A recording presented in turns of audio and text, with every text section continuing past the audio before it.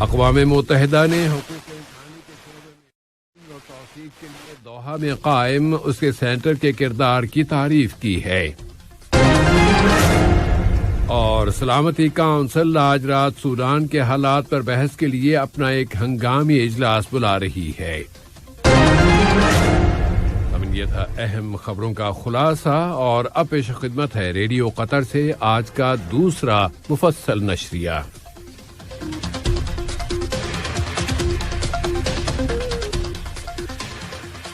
الرحمن الرحیم۔ صاحب سمو امیر شیخ تمیم بن حمد آل ثانی نے آج جمہوریہ پولینڈ کے صدر اندrzej ڈوڈا اور جمہوریہ انگولا کے صدر جواؤ لورینسو کے نام ان کے ملکوں کے یوم آزادی کی مناسبت سے مبارکباد کے برقی پیغامات ارسال کیے ہیں۔ نائب امیر شیخ عبداللہ بن حمد آل ثانی نے بھی پولینڈ اور انگولا کے صدور کے نام اس موقع کی مناسبت سے مبارکباد کے برقی پیغامات روانہ کیے۔ اسی طرح وزیر اعظم و وزیر داخلہ شیخ خالد بن خلیفہ بن عبدالعزیز آل ثانی نے جمہوریہ انگولا کے صدر اور جمہوریہ پولینڈ کے وزیر اعظم جناب میٹیوس موراویسکی کے نام یوم آزادی کی مناسبت سے مبارکباد کے برقی پیغامات بھیجے ہیں۔ کل جمعے کے روز امریکی دارالحکومت واشنگٹن میں چوتھے قطر امریکہ اسٹریٹجک ڈائیلاگ شروع ہو رہے ہیں۔ ان میں سیاست، اقتصادیات، کلچر، تعلیم، توانائی یعنی انرجی، صحت، ثالثی اور دہشت گردی کی روک تھام کے شعبوں میں تعاون سے متعلق متعدد مرکزی مسائل زیر بحث آئیں گے۔ ان اسٹریٹجک ڈائیلاگ کا مقصد دونوں ملکوں کے مشترکہ مفادات کے لیے آپس کے تعاون کو فروغ دینا ہے۔ قطر امریکہ اسٹریٹجک ڈائیلاگ دونوں ملکوں کے درمیان گہرے اور تاریخی تعلقات کے سفر میں ایک اہم اچیومنٹ شمار ہوتے ہیں، اور دونوں ملکوں کی مشترکہ خواہش ہے کہ تمام تر شعبوں میں باہمی تعاون کو مزید سے مزید فروغ دیا جائے۔ وزیر مواصلات جناب جاسم بن سیف السلیطی کی سرپرستی اور موجودگی میں آج دوحہ میں فضائی ٹرانسپورٹ کی عرب یونین کی جنرل اسمبلی کے 54ویں اجلاس شروع ہو گئے۔ انہوں نے اس موقع پر کہا ہے کہ یہ اجلاس غیر معمولی حالات میں منعقد کیے جا رہے ہیں، اور قطر ان حالات میں بھی اپنے نیشنل کیریئر قطر ایئر ویز کے ذریعے سول پروازیں جاری رکھنے میں کامیاب رہا ہے، اور وہ کورونا وبا کے اثرات کے باوجود حمد انٹرنیشنل ایئرپورٹ کو مسلسل فنکشنل حالت میں رکھ کر سفریات کے شعبے کو بچانے اور اس کی حفاظت میں اپنا کردار ادا کرتا رہا ہے۔ وزیر تجارت و صنعت شیخ محمد بن حمد بن قاسم آل ثانی نے پائونیئرز قطر ایوارڈ اور کانفرنس کے اختتام پر سن 2021 کے کامیاب افراد میں انعامات تقسیم کیے ہیں۔ اس موقع پر کیے گئے اپنے خطاب میں انہوں نے ملک میں بزنس کے فروغ کے لیے اس کانفرنس اور اس ایوارڈ کی اہمیت کا ذکر کیا۔ قطر ڈیولپمنٹ بینک نے اس کانفرنس اور ایوارڈ کا اہتمام کیا تھا۔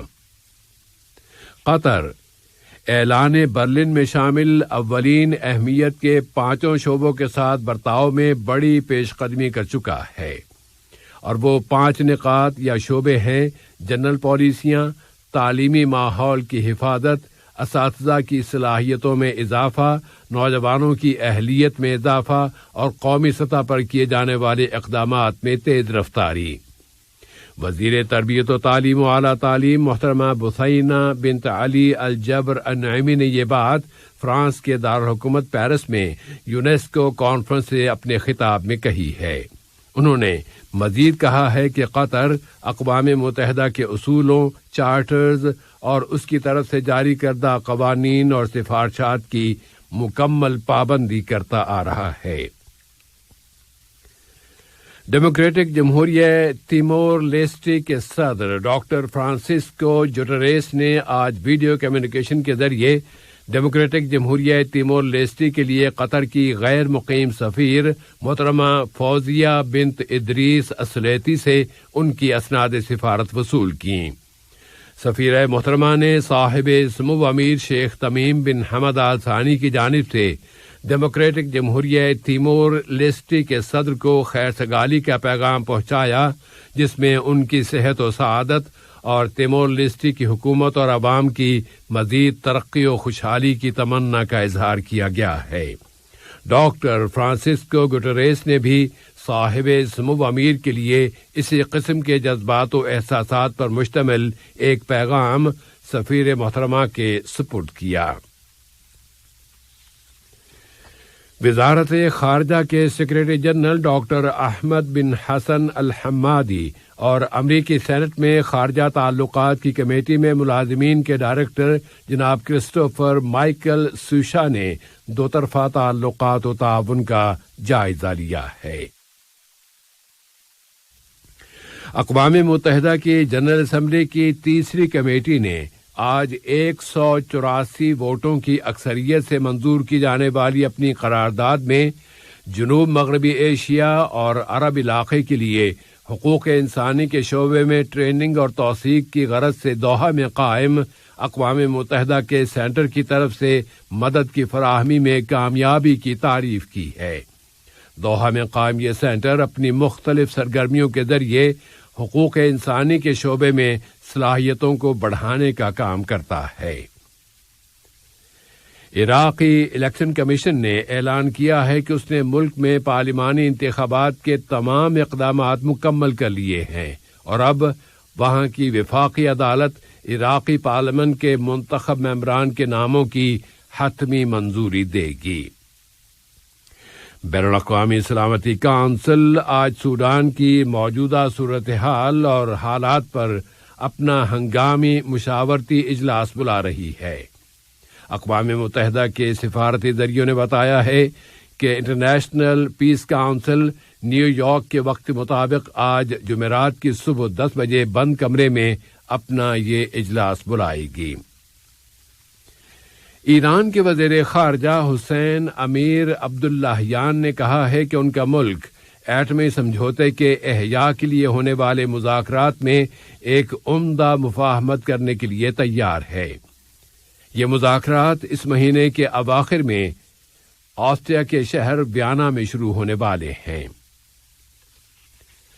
اور اب cricket. I C C men's T20 world cup کا دوسرا سیمی فائنل اس وقت دبئی میں جاری ہے۔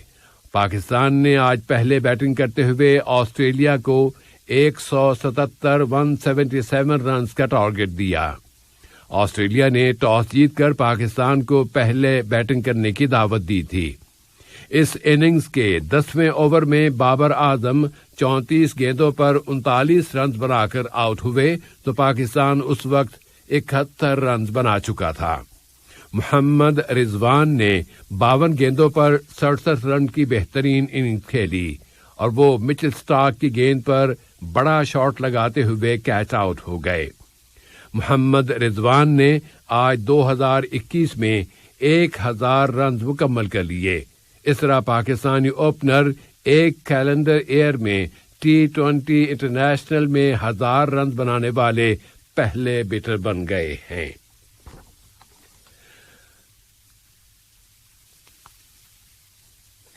آج کا نشریہ ختم ہونے سے قبل اہم خبروں کا خلاصہ ایک مرتبہ پھر پیش خدمت ہے۔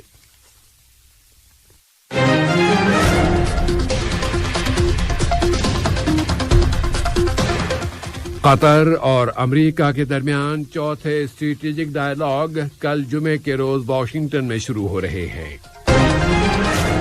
اقوام متحدہ نے حقوق انسانی کے شعبے میں ٹریننگ اور توثیق کے لیے دوحہ میں قائم اس کے سینٹر کے کردار کی تعریف کی ہے۔ اور اقوام متحدہ کی سلامتی کونسل آج رات سوڈان کے حالات پر بحث کے لیے اپنا ایک ہنگامی مشاورتی اجلاس بلا رہی ہے۔ ریڈیو قطر سے آج کا دوسرا نشریہ اپنے اختتام کو پہنچا۔ فی امان اللہ۔